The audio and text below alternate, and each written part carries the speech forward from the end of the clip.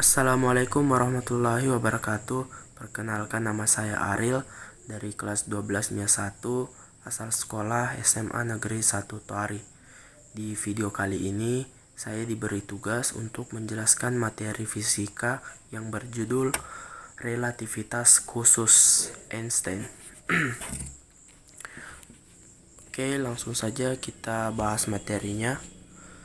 Teori relativitas digaungkan pertama kali 103 tahun lalu, tepatnya pada tahun 1916.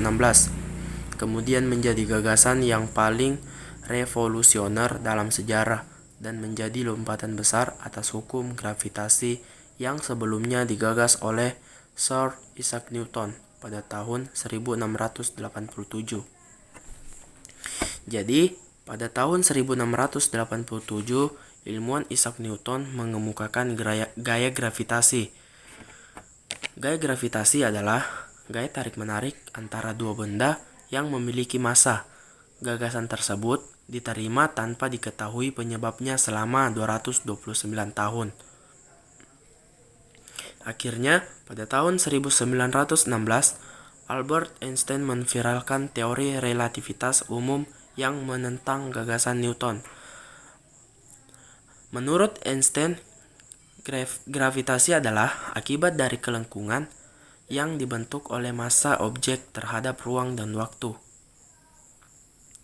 Konsep gravitasi ditentang karena di abad ke-19 banyak bermunculan fenomena tak terduga dan tidak sesuai dengan hukum Newton. Contohnya, saat planet Merkurius mengelilingi matahari dengan perhitungan yang lebih cepat dari sebelumnya, maka pendapat Einstein dalam teori relativitas adalah pengukuran besaran fisika dan kecepatan cahaya yang mutlak yang bergantung pada pandangan pengamat, baik itu bergerak ataupun diam. Seperti dikutip dari Encyclopedia Britannica. Albert Einstein. Siapa sih orang yang gak kenal dengan namanya? Dia adalah seorang fisikawan legendaris asal Jerman yang telah memberikan sebuah gebrakan dalam perkembangan fisika modern. Namanya menjadi terkenal setelah postulatnya berhasil menarik perhatian dunia fisika saat itu.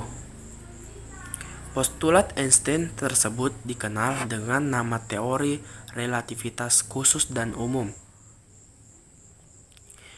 Teori relativitas khusus dipublikasikan oleh Einstein ketika usianya masih 26 tahun, yaitu pada tahun 1905, berselang satu dekade berikutnya. Einstein kembali mempublikasikan postulatnya, yaitu relativitas umum. Pada artikel kali ini, kita akan membahas lebih dalam lagi tentang teori relativitas khusus.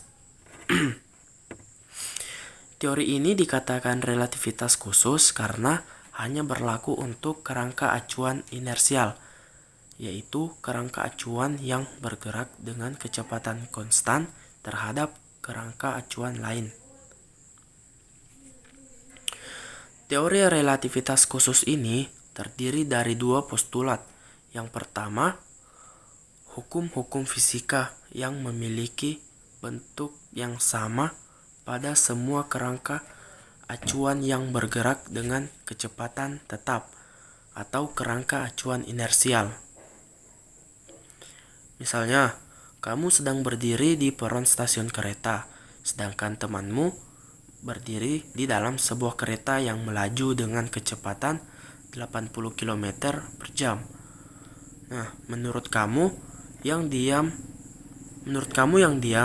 teman kamu yang berada di dalam kereta yang bergerak dengan kecepatan 80 km per jam. Namun, menurut teman kamu yang berada di dalam kereta, dia itu sebenarnya yang diam. Justru kamulah yang bergerak di posisi stasiun kereta dengan kelajuan 80 km per jam. Nah, yang kedua, Cahaya merambat melalui ruang hampa dengan kecepatan yang konstan dan bernilai 3 kali 10 pangkat 8 meter per sekon. Dan kelajuan cahaya tidak bergantung pada kelajuan sumber cahaya maupun kelajuan pengamatnya. Berbeda dengan teori relativitas Newton yang menyatakan ruang pada waktu adalah mutlak. Maksudnya, menyatakan ruang dan waktu adalah mutlak. Pada postulat yang kedua ini, Einstein menyatakan justru ruang dan waktu itu yang relatif.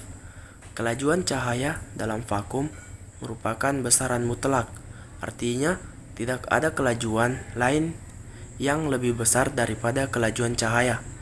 Jadi, diukur dalam semua kerangka acuan bergerak, kelajuan cahaya dalam vakum adalah sama. Pernahkah kalian mendengar istilah relatif? Relatif sendiri berarti nisbi atau tidak mutlak. Kecepatan relatif adalah kecepatan yang bergantung pada titik acuan pengamat, sedangkan percepatan relatif adalah percepatan yang bergantung pada titik acuan pengamat. Kecepatan relatif suatu benda adalah yang diukur terhadap pengamat tertentu, karena pengamat lain dapat memperoleh pengukuran yang berbeda. Kecepatan selalu bergantung pada pengamat yang mengukurnya. Oleh karena itu, kecepatan suatu benda yang diukur oleh orang tertentu akan menjadi kecepatan relatif terhadapnya. Pengamat lain dapat memperoleh nilai kecepatan yang berbeda, bahkan jika itu adalah objek yang sama. Adapun jenis-jenis dari teori relativitas Newton terdiri atas teori khusus dan teori umum. Yang keduanya bertumpu pada dasar matematika yang kuat, dan keduanya telah diuji dengan percobaan-percobaan dan pengamatan. Teori relativitas khusus menurut Einstein, ruang dan waktu bukanlah hal mutlak melainkan relatif. Hal ini menunjukkan pada penemuannya dalam teori relativitas khusus yang meyakini dua postulat, yaitu postulat pertama menyatakan bahwa hukum fisika adalah mutlak dan memiliki sifat dan bentuk yang sama di setiap kerangka acuan yang konstan maupun tidak bergerak sama sekali. Postulat kedua menyatakan bahwa kecepatan cahaya konstan dan memiliki nilai C sama dengan 3 kali 10 pangkat 8 meter per sekon. Selain itu, tidak bergantung dengan sumber cahaya maupun posisi pengamat. Nah, teori relativitas umum, Albert Einstein menggabungkan beberapa hasil percobaan setelah menemukan teori relativitas khusus. Ia menggabungkan teori Newton terkait gravitasi dengan teori relativitas yang dikembangkan sehingga muncul teori relativitas umum. Dalam teori ini, menurut Einstein, gravitasi merupakan bagian dari ruang dan waktu yang disebabkan oleh besaran massa sehingga membuatnya berbentuk lengkungan termasuk benda-benda di sekitarnya. Adapun rumus dari relativitas khusus atau relativitas kecepatan yaitu Vx sama dengan Vx aksen ditambah V per 1 ditambah Vx aksen dikali V per C pangkat 2. Contoh soal, pesawat angkasa A bergerak dengan kecepatan 0,9 C terhadap bumi. Jika pesawat angkasa B bergerak melewati pesawat A dengan kecepatan 0,5 C terhadap pesawat A, berapakah kecepatan pesawat B terhadap bumi? Diketahui Vx aksen sama dengan 0,5 C.